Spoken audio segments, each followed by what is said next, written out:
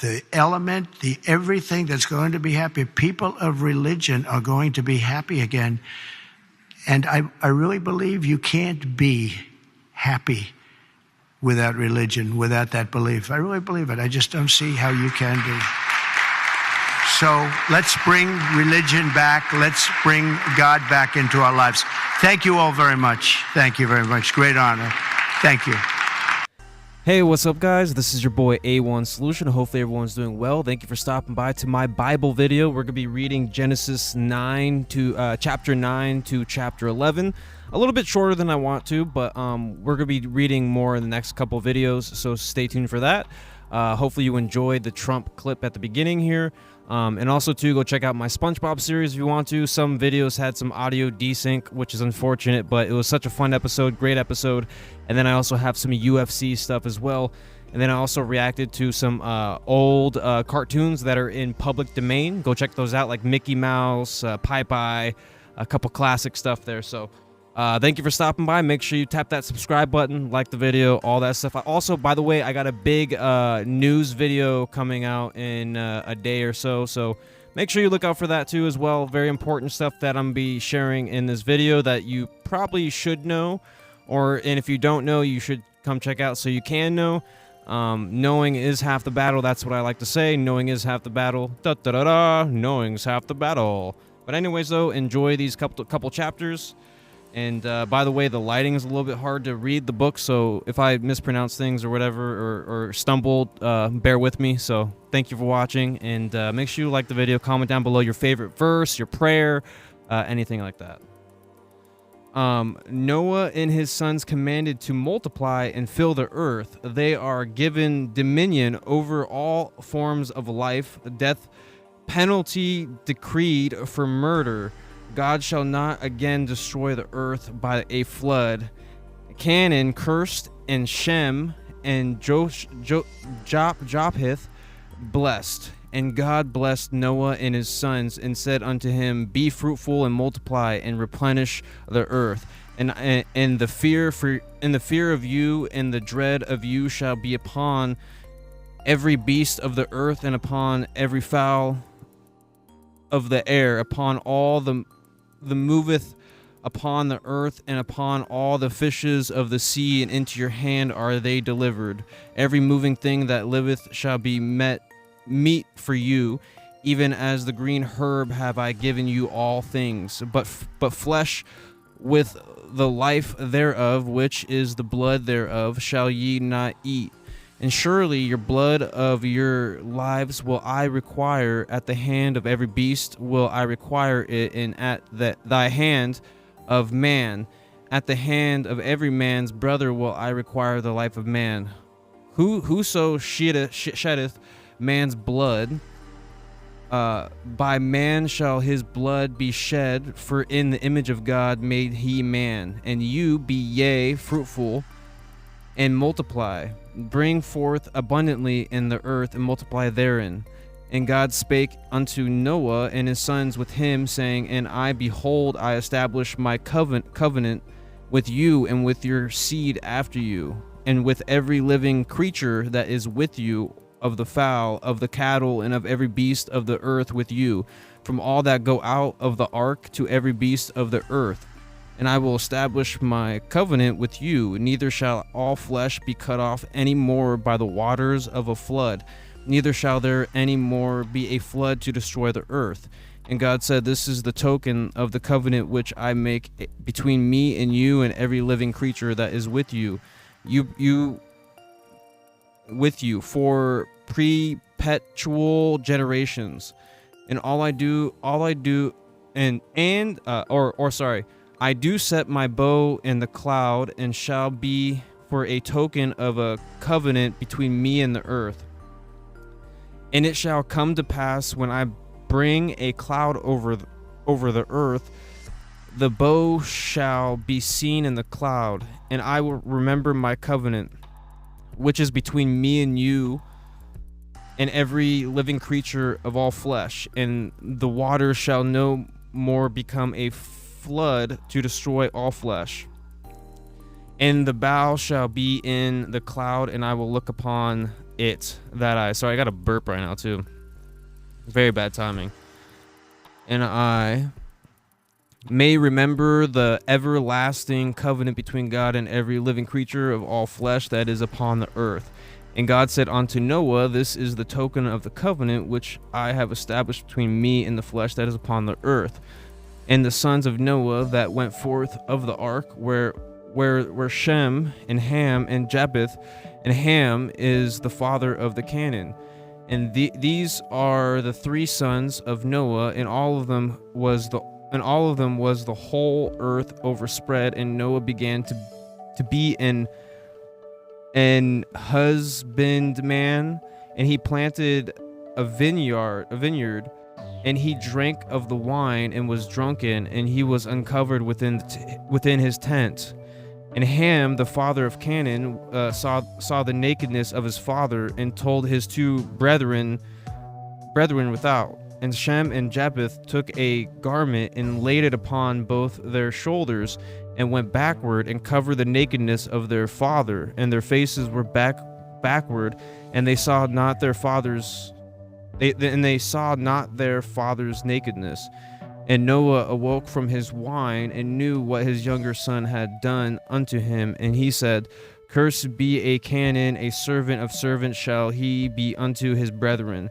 And he said, Blessed be the Lord of God of Shem and Canaan, shall he his servant. God shall enlarge Japheth, and he shall dwell in the tents of Shem, and Canaan shall be his servant. And Noah lived after the flood 350 years, and all the days of Noah were 950 years, and he died. Chapter 10.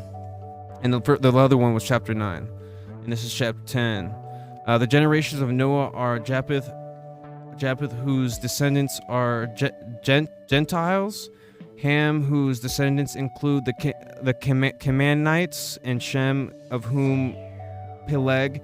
In those days the earth was divided.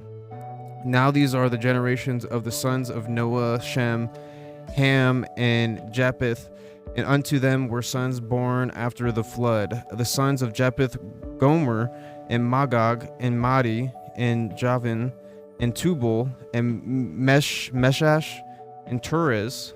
And the sons of Gomer, Ashkenaz, and Riphath, and Togarmah.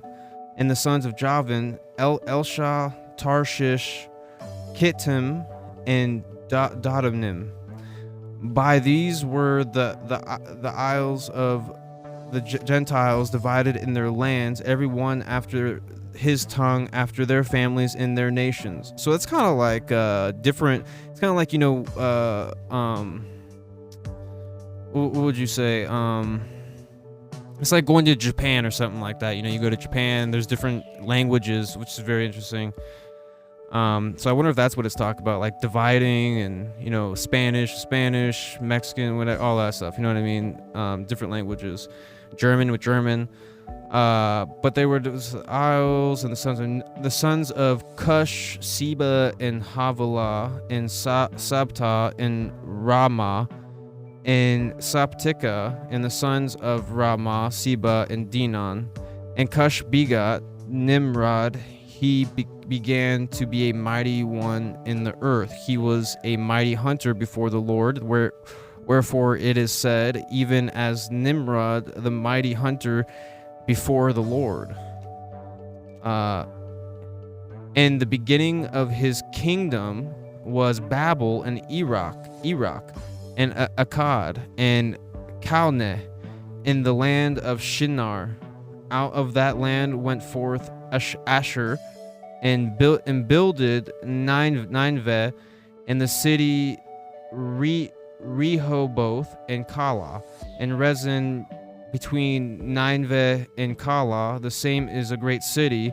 And Mizraim begot Ludum, and Anamim, and Lehabim, and Naphtahim, and Pathrusim, and Cosrishim, out of whom came Philistim, and Catrisrim.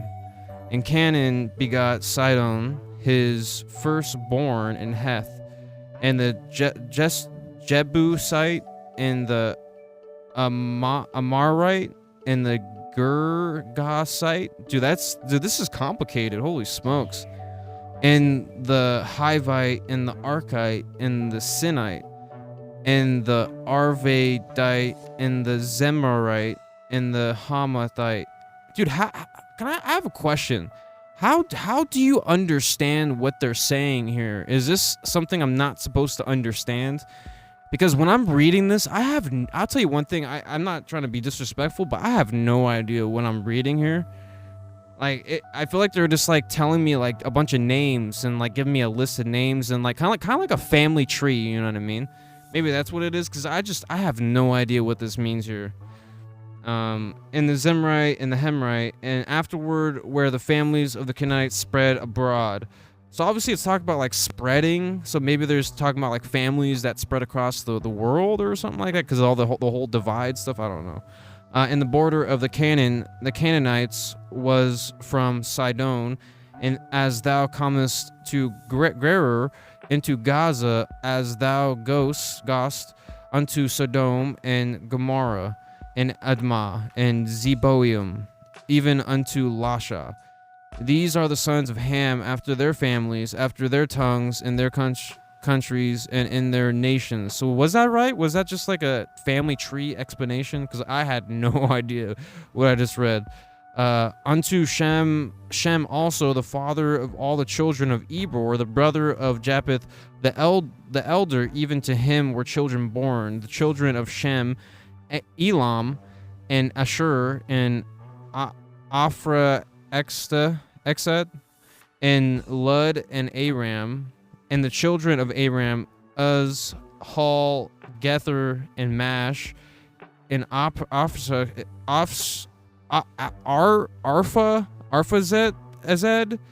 began Salah, and Salah begot Eber, and unto Eber were born 2 sons. The name of one was Peleg, for in his days was the earth divided, and his brother's name was Joktan.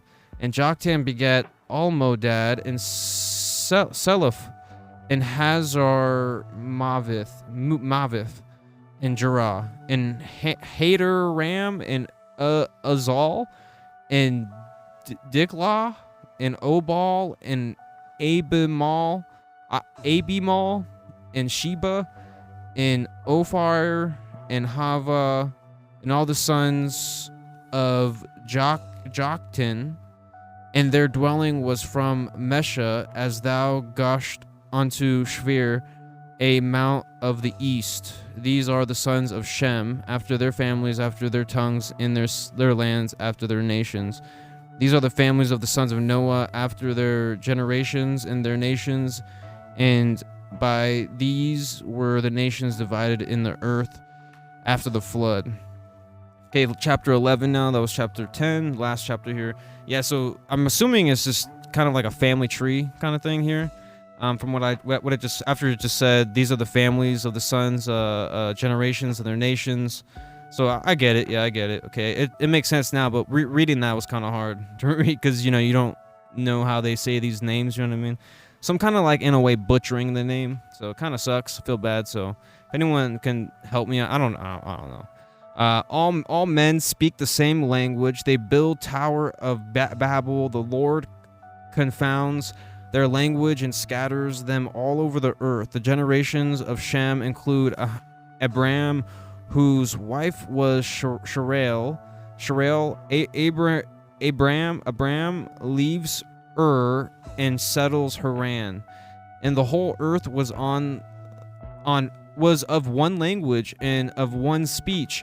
And it came to pass, as they journeyed from the east, that they found a plain in the land of Shinar, and they dwelt there. So, in a way, we did have like one language, and I don't know. I don't know if anyone can explain to me what's happening here with the whole language stuff.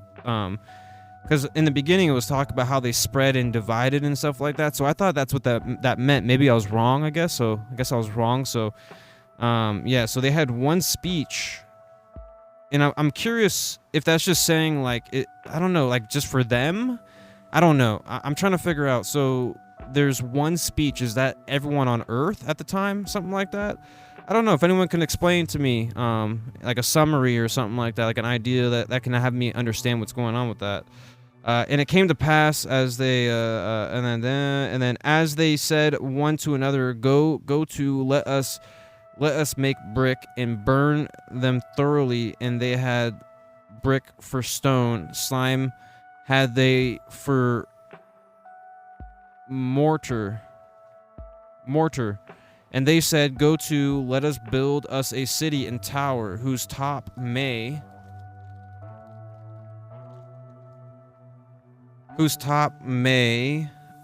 reach unto heaven, and let us make us a name, lest we be scattered abroad upon the face of the whole earth. And the Lord came down to see the city and the tower which the children of men builded. And the Lord said, behold, the people is one, and they have all one language. And this they began to do. Nothing will be restrained from them, which they have imagined to do. Go to, let us go down, and there confound their language, and they may not understand one another's speech. So the Lord scattered them abroad from thence upon the face of the earth, and they left off to build the city.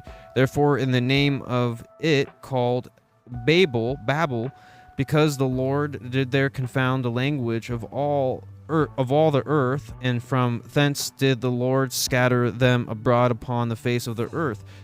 These are the generations of Shem. Shem was 100 years old and begot Alphaxad 2 years after the flood, and Shem lived after he begot Alphaxad 500 years and begot sons and daughters. And Alphaxad lived 35 years and began Salah. And Alphaxad lived after he began Salah for 430 years and begot sons and daughters. And Salah lived 30 years and begot Ebor. And Salah lived after he begot Ebor 403 years and begot sons and daughters. And Eber lived 430 years and begot Peleg. And you know what Ebor reminds me of? Uber. Uber. You know what I'm saying? And Eber lived after he begot Peleg 430 years and begot sons and daughters. And Peleg lived 30 years and begot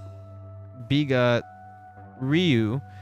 And Peleg lived after he begot Reu 209 years and begot sons and daughters. And Reu lived 230 years and begot Serug.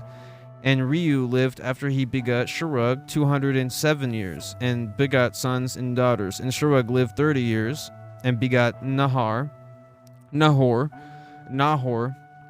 And Serug lived after he begot Nahor 200 years and begot sons and daughters. And Nahor lived 29 years and begot Terah. And Nahor lived after he begot Terah 119 years and begot sons and daughters. And Terah lived 70 years and begot Abram, Nahor, and Haran. Now these are the generations of Terah. Terah begot Abram, Nahor, Haran, and Haran begot Lot. Dude, that's so crazy, man. Those are some crazy names. Names have really changed in the past many years, dude. That's just crazy. Such interesting names. Abram, Nahor took them and Abram and Nahor took them wives. The name of Abram's wife was Sarai, and the name of Nahor's wife Milcah, the daughter of Haran, and the father of Milcah, and the father of Iscah. But Sheri was barren; she had no child. And Terah took Abram his son, and Lot the son of Haran, his son's son, and Sarai his daughter-in-law, and his. Wait, his daughter-in-law. Wait a second. Doesn't that mean that they're not like they had a fling, like cheated? Don't you say daughter-in-law when it's like, I don't know. I must having a brain fart right now, dude. But daughter-in-law. I'll Google that and I'll post it up here, I guess, if I remember. I'll probably write it down in the comments. Just I don't know why I'm brain farting that, dude. I don't know. Daughter-in-law and his sons, Abram's wife, and they went forth in them from Ur of the Chaldeans to go into the land of Canaan, and they came unto Haran and dwelt there. And the days of Terah were 205 years, and Terah did in Haran. Okay, so I'm actually gonna Google that really quick. So it was daughter-in-law. Or maybe that's just like the proper way to say it. Let's just Google it really quick. Why not? Let's do that. And also, thank you for stopping by. That is the Bible read for today. I got a news video coming tomorrow, so look out for that. It's gonna be very interesting. All right, man.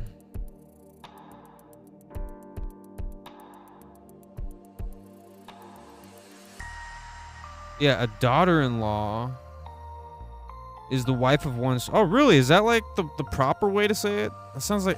for some reason, that sounds weird to me. A daughter-in-law is the wife of a... Okay, so never mind. I guess I was wrong. For some reason, I felt like that was like... I don't know. Well, I Googled it. It says what it says here. It says the wife of one's child, so that's what it means. So, hey, we learned something today, so that's great. I don't know. Maybe it was the way... Yeah. Huh. Oh, the woman who is married to your son or daughter. The woman who is married. Huh. What do you call a daughter?